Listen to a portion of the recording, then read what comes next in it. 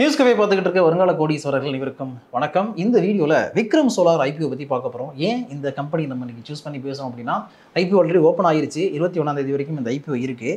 Solar industry வந்து நல்லா boom ஆகிட்டு இருக்க இண்டஸ்ட்ரி அப்படிங்கிறதுனால நிறைய பேருக்கு இந்த கம்பெனியில் இன்வெஸ்ட் பண்ணலாமா, ஐபிஓ வரும்போதே நம்ம லாக் பண்ணிக்கலாமா அப்படின்லாம் ஐடியாவில் இருக்கிறாங்க. அதனால தான் இந்த வீடியோ. ஸோ இந்த வீடியோவில் விக்ரம் சோலார் கம்பெனி என்ன பண்ணுறாங்க, அவங்களுடைய பிஸ்னஸ் எப்படி இருக்குது, ஃபியூச்சர் எந்த மாதிரி இருக்க போகுது, அண்ட் ஆல்சோ இந்த கம்பெனிக்கு டஃப் காம்படிஷன் கொடுக்குற கம்பெனிஸ் எல்லாம் யார் அப்படிங்கிற எல்லா விஷயத்தையும் டீட்டெயிலாக பார்க்கலாம். Let's get started. கட்டுமானத்தின் வலிமை, கட்டிடங்களின் பாதுகாப்பு, ஸ்ரீ துர்கா டிஎம்டி கம்பிகள். விக்ரம் சோலார் கம்பெனியுடைய பிஸ்னஸ் மாடல் பற்றிலாம் பார்க்கறதுக்கு முன்னாடி ஐபிஓ டீட்டெயிலை பார்த்துருவோம். ஆகஸ்ட் 19 ஐபிஓ ஓப்பன் ஆகிருக்கு. 21ஆம் தேதி க்ளோஸ் ஆகுது. இந்த கம்பெனியுடைய டோட்டல் இஷ்யூ சைஸ் வந்து 2079.37 கோடி. அதில் 1500 கோடி ஃப்ரெஷ் இஷ்யூ கொடுக்குறாங்க. 579.37 கோடி ஆஃபர் ஃபார் சேலுக்கு வருது. ஸோ ப்ரீ ஐபிஓ இஷ்யூ அப்படின்னு பார்த்தோம்னா 77.64% ஷேர் ஹோல்டிங் இருக்கும், அதாவது ப்ரமோட்டர் ஹோல்டிங் அப்படிங்கிறது. போஸ்ட் ஐபிஓ இஷ்யூ 63.11% அது குறையும். ஓகே, ஏன்னா ஆஃபர் ஃபார் சேலும் இருக்குது அப்படிங்கிறதுனால. இதில் retail portion 35%, not more than 35%. Qualified institutional பையர்ஸ்க்கு நாட் மோர் தென் 50% கொடுக்குறாங்க. அடுத்து என்ஐ நான் இன்ஸ்டியூஷனல் இன்வெஸ்டர்ஸ்க்கு நாட் மோர் தென் 50% அப்படின்னு அலாட் பண்ணுறாங்க.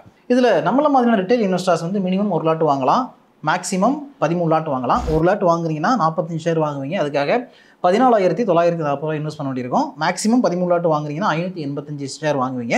ஸோ 1,94,220 இன்வெஸ்ட் பண்ண வேண்டியிருக்கும். ஓகே, இப்போ நம்ம விக்ரம் சோலார் கம்பெனி பற்றி வருவோம். இந்த கம்பெனி பற்றி பார்க்குறதுக்கு முன்னாடி இந்த கம்பெனியுடைய ப்ரொமோட்டர் யார் அப்படின்னு தெரிஞ்சுக்கிறது ரொம்ப முக்கியம்னு நினைக்கிறேன். ஏன்னா இந்த கம்பெனியுடைய ப்ரொமோட்டர் இந்தியாவுடைய க்ளீன் எனர்ஜியில், சோலார் எனர்ஜியில் ஒரு முக்கியமான நபர். இன்னும் சொல்லப்போனால் இந்தியன் க்ளீன் எனர்ஜி செக்டாரை டிசைன் பண்ணுற கமிட்டியில் முக்கியமான ஒரு நபராக இவர் இருக்கிறார். மிஸ்டர் கைனேஷ் சௌத்ரி. இந்த கைனேஷ் சௌத்ரி யார் அப்படின்னு பார்த்தீங்கன்னா, கிட்டத்தட்ட 25 வருஷத்துக்கு மேலே சோலார் பிஸ்னஸில் இருக்கக்கூடிய ஒருத்தர். ஓகே, மிகப்பெரிய அளவில் எக்ஸ்பீரியன்ஸ் இருக்குது இவருக்கு. அண்ட் ஆல்சோ இவர் வந்து நேஷ்னல் எனர்ஜி கமிட்டியில் சேர்மனாக இருக்கிறார் அப்படிங்கிறது முக்கியமான விஷயம். எதுக்கு சொல்கிறேன்னா, இந்தியாவுடைய க்ளீன் எனர்ஜி பாலிசி எப்படி இருக்கணும், எந்த மாதிரி நம்ம ரினியூவபிள் செக்டாரை யூஸ் பண்ணணும் அப்படிங்கிறதுக்கு கவர்மெண்ட் வந்து ஒரு கமிட்டி அமைச்சு அதை வந்து டிசைன் பண்ணுவாங்கல்ல, அப்படி அந்த பாலிசியை டிசைன் பண்ணுறதுல ஒரு முக்கியமான நபராக இவர் இருக்கார் அப்படிங்கிறத மைண்டில் வச்சுங்க. அடுத்த முக்கியமான விஷயம் என்ன அப்படின்னு பார்த்தீங்கன்னா, இந்தியாவுடைய சோலார் எனர்ஜி கெப்பாசிட்டி எப்படி இருக்குது அப்படிங்கிறது நமக்கு தெரியணும். அதாவது இப்போது 2025 ஜூலை கணக்குப்படி எடுத்துக்கிட்டிங்கன்னா 119.02 கிகாவாட்டா இந்தியன் சோலார் எனர்ஜியுடைய கெப்பாசிட்டி இருக்குது. ஏன் இதை சொல்கிறேன்னா, 2030 இந்தியா ஒரு டார்கெட்டை வச்சு ஓடிக்கிட்டு இருக்காங்க. அதாவது 2030 இந்தியாவுடைய க்ரீன் எனர்ஜி கெப்பாசிட்டி வந்து 500 கிகாவாட்டாகவும், அதில் சோலாருடைய கான்ட்ரிபியூஷன் 280 கிகாவாட்டாக இருக்கணும் அப்படின்னு சொல்லியிருக்காங்க. ஆல்ரெடி சோலார் எனர்ஜியுடைய கெப்பாசிட்டிங்கிறது 119 கிகாவாட்டாக இருக்குது. அப்படிங்கும்பொழுது 2030 இந்த 280 கிகாவாட்டுங்கிறத அச்சீவ் பண்ணுறது பெரிய விஷயம் கிடையாது, ஈஸியாக அதை ரீச் பண்ணுவாங்க. அப்போ அந்த இலக்கை நோக்கி ஓடிக்கிட்டு இருக்க கம்பெனிஸில் இன்வெஸ்ட் பண்ணுறது நல்லா தான் இருக்கும் அப்படின்னு நிறைய பேர் ஃபீல் பண்ணுறதுனால தான் இந்த கம்பெனி பற்றி நம்ம பேச வேண்டியிருக்கு. ஓகே, இப்போ விக்ரம் சோலார் என்ன பண்ணுறாங்க அப்படின்னு பார்த்தீங்கன்னா, இந்த கம்பெனி 2009 ஆரம்பித்த கம்பெனி. இந்த கம்பெனி சோலாருக்கு தேவையான கோர் ஹார்ட்வேரை மேனுஃபேக்சர் பண்ணுறாங்க. அதாவது பிவி மாடல், ஃபோட்டோவால்டிக் மாடல் பண்ணுறாங்க. And also integrated solar energy solution ப்ரொவைடராக இவங்க இருக்கிறாங்க. அதாவது engineering, procurement and construction, EPC பிஸ்னஸ்லையும் இவங்க இருக்கிறாங்க. And also operational and maintenance, okay, O&M சர்வீஸும் இவங்க கொடுக்குறாங்க. ஸோ விக்ரம் சோலார் எடுத்துக்கிட்டிங்கன்னா, அவங்க வந்து ஒரு மிகப்பெரிய சோலார் ஃபார்ம் பில்டர் அப்படிங்கிறதுல மாற்றிக்கிறது இல்லை. அதாவது இந்தியாவில் இன்றைக்கி டாப் பிளேஸாக இருக்கக்கூடிய கம்பெனிஸில் முக்கியமான ஒரு கம்பெனியாக இந்த கம்பெனி இருக்குது. அடுத்தது இவங்க வந்து rooftop integrators, companies and home owners எல்லாத்துக்குமே அதை பண்ணி கொடுக்குறாங்க. அடுத்ததாக இந்த கம்பெனி சோலார் செல் மேனுஃபேக்சர் பண்ண போகிறாங்க. அண்ட் BESS, அதாவது பேட்ரி ஸ்டோரேஜ் பண்ணுறதுக்கும் இவங்க ரெடி ஆகிட்டு இருக்கிறாங்க. ஓகேவா, இந்த ஐபிஓ வர்றதுக்கான முக்கியமான காரணமே அதுதான். ஏன் இது முக்கியம் அப்படின்னு பார்த்தீங்கன்னா, ஒரு பிஸ்னஸ் அப்படின்னு வரும்பொழுது அந்த பிஸ்னஸில் ஏதோ ஒரு ஏரியாவில் இருக்கிறத தாண்டி என்டையர் வேல்யூ செயின்லையும் ஒரு கம்பெனி வந்து ரன் ஆகுது அப்படின்னா அதனுடைய க்ரோத் ப்ராஸ்பெக்ட்ஸ் நல்லாயிருக்கும். ஓகேவா, அதனால தான் இந்த கம்பெனியுடைய ஐபிஓ வந்து முக்கியமான ஒன்றா பேசப்படுது. ஓகே, இப்போ இந்த கம்பெனியுடைய ஐபிஓ ஆப்ஜெக்ட் என்ன, எதுக்காக ஐபிஓ இஷ்யூ பண்ணுறாங்க அப்படின்னு பார்த்தீங்கன்னா, ஒரு மெகா ஃபேக்ட்ரி பில்ட் பண்ண போகிறாங்க.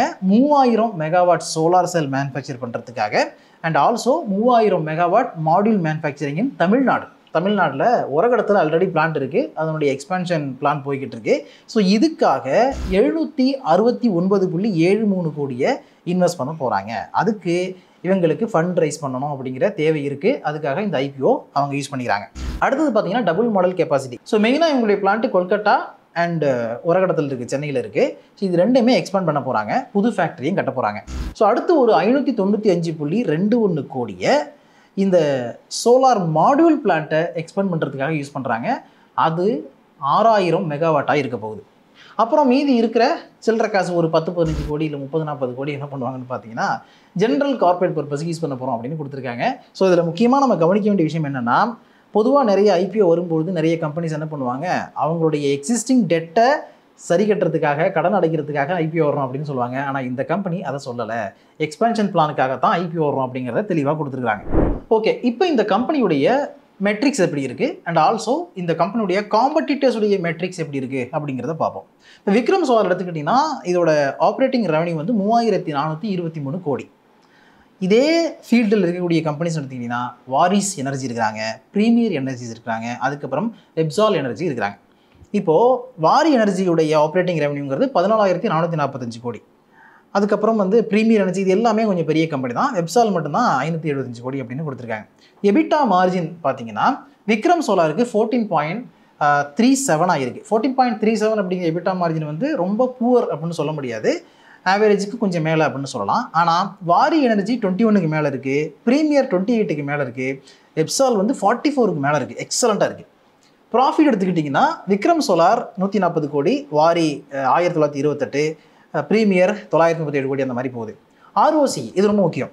ஆர்ஓசி விக்ரம் சோலாருக்கு 24.49% ஆகிருக்கு. ஆனால் இதனுடைய காம்படிட்டர்ஸ் பார்த்தீங்கன்னா வாரிக்கு 35க்கு மேலே இருக்குது, ப்ரீமியருக்கு 41க்கு மேலே இருக்குது, வெப்சாலுக்கு 59க்கு மேலே இருக்குது. ஸோ இந்த பியர் கம்பெனிஸோட ஆர்ஓசியை நம்ம கம்பேர் பண்ணி பார்த்தோம்னா விக்ரம் சோலார் கம்மியாக இருக்குது. அடுத்தது பிஇ ரேஷியோ எடுத்துக்கிட்டிங்கன்னா விக்ரம் சோலாருக்கு 72க்கு மேலே இருக்குது, வாரி 45 அந்த ரேஞ்சில் இருக்குது, ப்ரீமியர் 47, வெப்சால் 40ல் இருக்குது. இதில் கவனிக்க வேண்டிய விஷயம் என்ன அப்படின்னு பார்த்தீங்கன்னா இது எல்லாமே பியர் காம்படிட்டர் தான். இந்த கம்பெனிஸ் எல்லாமே மற்ற விஷயங்களில் நல்லா இருக்கிறாங்க, ஆர்ஓசி எல்லாம் இந்த கம்பெனிக்கு சூப்பராக இருக்குது. ஆனால் பிஇ ரேஷியோ கம்மியாக இருக்குது. ஈவன் 40க்கு மேலே இருக்க பிஇ ரேஷியோ குட் இல்லை அப்படின்னு நம்ம எடுத்துக்கிட்டால் கூட விக்ரம் சோலாரோட கம்பேர் பண்ணும்போது வாரியுடைய பிஇ ரேஷியோ கம்மியாக இருக்குது.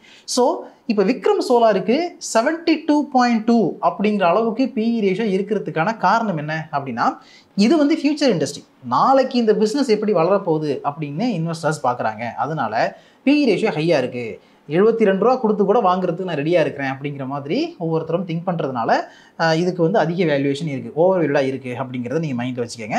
ஆனால் அதே நேரத்தில் இப்போ ஷார்ட் டேர்மில் நம்ம வந்து கெயின் பார்க்குறதுக்கு இது நல்லா இருக்குமா அப்படின்னு பார்த்தீங்கன்னா அதை வந்து நம்ம உறுதியாக சொல்ல முடியாது, பிஇ ரேஷியோ ஹையாக இருக்குது அப்படிங்கிறதுனால. அடுத்தது டோட்டல் ரேட்டட் கெப்பாசிட்டி மெகாவாட்டில் எடுத்துக்கிட்டோம்னா விக்ரம் சோலார் 4500, வாரி எனர்ஜி 15,000க்கு மேலே இருக்குது. விக்ரம் சோலாருடைய மார்க்கெட் ஷேர் எடுத்துக்கிட்டிங்கன்னா கம்மி தான், 3.14 அப்படின்னு வச்சுருக்கிறாங்க. பட் வாரி எல்லாம் 13க்கு மேலே வச்சுருக்காங்க. ஆனால் இந்த கம்பெனி வந்து இப்போ தான் இந்த எக்ஸ்பென்ஷன் பிளான்லாம் போயிட்டுருக்காங்க அப்படிங்கிறதுனால ஃப்யூச்சரில் நல்ல ஒரு டஃப் காம்படிஷன் கொடுக்கறதுன வாய்ப்பு இருக்குது அப்படின்னு எதிர்பார்க்கலாம். அடுத்த முக்கியமான மேட்ரு, இந்த கம்பெனியோட ஐபிஓ பற்றி நிறைய பேர் பேசுகிறதுக்கான காரணமே இதுதான். அதாவது டோட்டல் ஆர்டர் புக் மெகாவாட் சைஸில் டோட்டல் ஆர்டர் புக் குவான்டிட்டி நீங்கள் பார்த்தீங்கன்னா 10,340.82 மெகாவாட்டுக்கான ஆர்டரை இவங்க கையில் வச்சுருக்காங்க. ஓகேவா? இது வந்து அடுத்து எத்தனை வருஷத்துக்கு வரப்போகுது, எத்தனை வருஷத்துக்கு கம்ப்ளீட் பண்ண போகிறாங்க அப்படிங்கிறது வேற கதை. பட் இவ்வளோ பெரிய ஆர்டரை அவங்க எடுத்து வச்சுருக்காங்க, செக்யூர் பண்ணியிருக்காங்க. வாரியுடைய ஆர்டர் புக் வந்து 25,000 மெகாவாட்டுக்கு மேலே இருக்குது. பட் இருந்தாலும் மற்ற விஷயங்கள் மற்ற பேராமீட்டரில் பார்க்கும்பொழுது ஓரளவுக்கு இந்த கம்பெனி வாரியோட கம்பேர் பண்ணும்போது லோவாக இருந்தாலும் இந்த ஆர்டர் புக்கில் கிட்டத்தட்ட 40% மேலே டஃப் கொடுக்குறாங்க வாரிக்கு அப்படின்னு எடுத்துக்கலாம். அடுத்தது டெட் ஈக்விட்டி ரேஷியோ, இதுவும் ரொம்ப முக்கியம், 0.19 இருக்குது. நான் ஏற்கனவே சொன்னேன் இல்லையா, இந்த கம்பெனிக்கு வந்து கடன் பெரிய அளவில் இல்லை. இப்போது மார்ச் 2025 கணக்குப்படி பார்த்தீங்கன்னா 230 கோடியை நம்ம தான் கடன் வச்சுருக்காங்க. அதனால இவங்க கடன் அடைக்கிறதுக்காகவும் இந்த ஐபிஓ வரணும்னு சொல்லலை, மேபி ஒரு மைனர் போர்ஷனை டெட்டை அடைக்கிறதுக்காக அவங்க யூஸ் பண்ணலாம். ஸோ கடன் அப்படின்னு எடுத்துக்கிட்டோம்னா ரொம்ப கம்மியாக இருக்குது அப்படிங்கிறது அடுத்த முக்கியமான விஷயம். ஓகே, இப்போ விக்ரம் சோலார் கம்பெனியுடைய ஸ்ட்ரென்த் அண்ட் வீக்னஸ் என்னங்கிறத பார்ப்போம். ஃபஸ்ட்டு விஷயம் Tier 1 ரெப்யூட்டேஷன். அதாவது Tier 1 சோலார் மாடியூல் மேக்கர் அப்படிங்கிற இதில் அந்த கேட்டகரியில் வந்து ஒரு ட்ரஸ்டட் பிராண்டாக இந்த கம்பெனி இருக்குது அப்படின்னு ப்ளூம்பெர்க் NEF ரேட்டிங் கொடுத்துருக்காங்க.